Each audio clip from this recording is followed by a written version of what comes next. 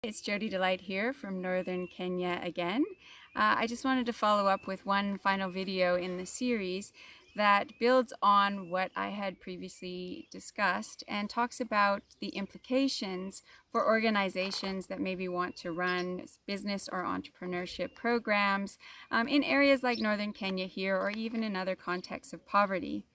So one of the things that my findings have shown is that these different business identities, these different founder identities of a collectivist or a hybrid or an individualist, can help give us some insights into business behaviors and maybe why people are doing business in different ways. Of course, in an environment like this, there's a lot of factors that can affect someone's business, but we can at least see maybe if someone's business continues to fail, is it because of some of the conditions around, like the droughts and other things, or is it also because maybe they're giving all of their business stock to people to try to help them because they see that that's who they are as a business person. So it can help us maybe understand why people are doing different things in business and maybe some of the impacts on their business.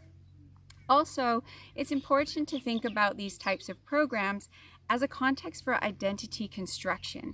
So you're helping people build an identity as a business person, and it's really just about keeping that in mind and thinking about what types of identity are we helping people to build.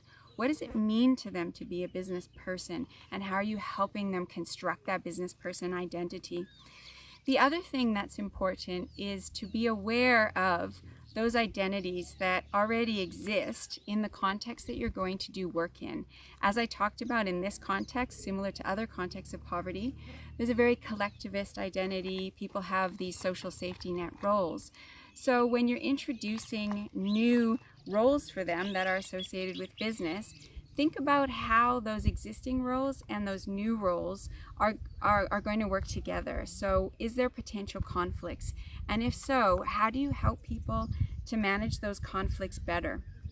And the other thing that I talked about is some of those tensions that can happen externally with customers or other people in the community that expect people to behave in a certain way, and now they're changing their behaviors because of the things that they're learning. So for these types of programs, it's important to keep in mind that there may be those external tensions, and to help people understand and develop ways to help deal with those tensions so they can become who they want to become in business. And it's about helping to facilitate that. And also in a context maybe where business is quite new, or you're teaching these maybe new concepts associated with business, but maybe only some people are learning about them and not the whole community, it will increase those tensions that I have talked about.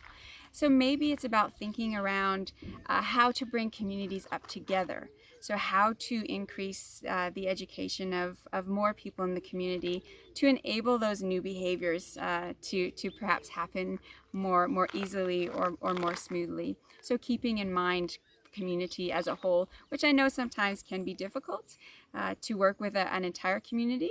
There are options like community-based businesses that are being explored now.